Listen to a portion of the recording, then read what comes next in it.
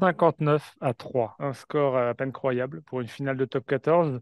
JB, de quoi as-tu envie de parler prioritairement? Du naufrage de l'UBB, de la partition exceptionnelle de Toulouse, un peu des deux peut-être?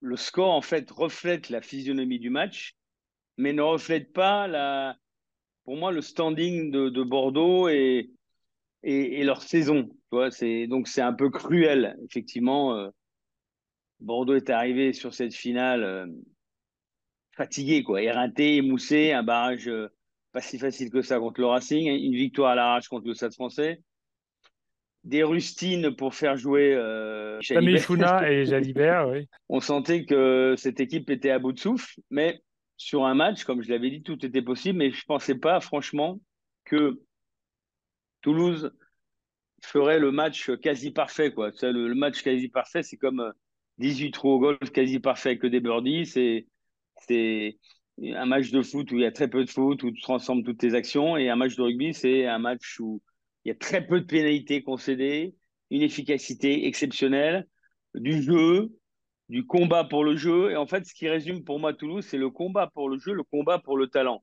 D'abord, le, tu vois, le côté besogneux, on gagne des ballons, on est courageux, on est vaillant, on domine devant, on assure l'essentiel, et puis derrière, ça rigole. Movaka qui fait une remise pour Malia, qui passe les bras pour Dupont, le petit par-dessus.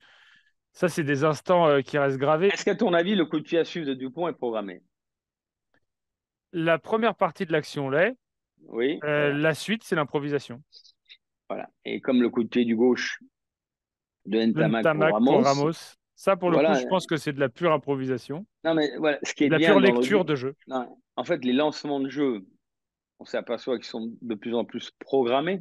Il y a moins d'improvisation, il y a moins d'imprévus, mais après, Il y il y a a le 10 talent qui sorties, il y a s'exprime. 10 sorties potentielles et Voilà, c'est là que le talent voilà. parle. Oui, oui, mais oui, tu regardes cette équipe de Toulouse, mais en face, il y avait une équipe quand même qui était avec une ligne de trois quarts de folie, quand même, pratiquement l'équipe de France qui joue en face, Biel Barré, Penaud, Moefana, c'est fort, de Porter, Bureau. Non, mais bon, devant, battu devant. Je dis pas broyé, mais battu petit à petit.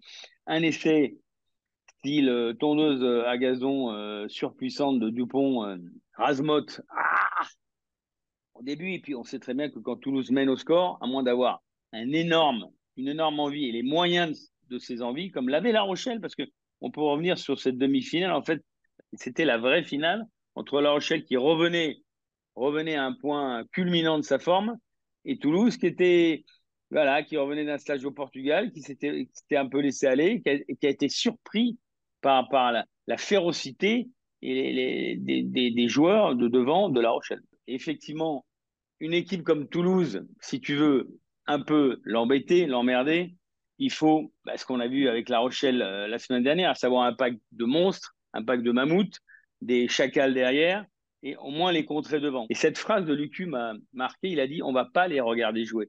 On va pas les regarder jouer, on va les regarder droit dans les yeux, on va pas les regarder jouer. Et en fait, on s'est aperçu que pendant ce match, c'était le défilé des mannequins toulousains. Ce vendredi, on a entendu beaucoup les Toulousains, comme souvent, évoquer la place de cette génération dans l'histoire d'une institution comme le Stade Toulousain. À compter les titres, là, Ramos, Dupont, Tamac et Ouais, compagnie en sont à 6. ouais, Toi qui as vécu quand même une période de Toulouse qui montait en puissance au cœur des années 90, comment tu ouais. situes cette équipe toulousaine? Est-ce qu'elle est digne héritière des équipes précédentes? Je pense que là, elle est même au-dessus des équipes précédentes parce que je veux dire, 5-6 titres pour une génération de joueurs, c'est énorme, quoi. C'est un peu, on va pas comparer ça au club de Béziers dans les années 70-80, mais moi, à mon époque, j'ai gagné avec le Racing deux demi-finales contre le Stade Toulousain. C'était une très, très bonne équipe. Mais là, ce qu'on voit actuellement, c'est qu'il y a une conjonction de joueurs surdoués avec un pack de fer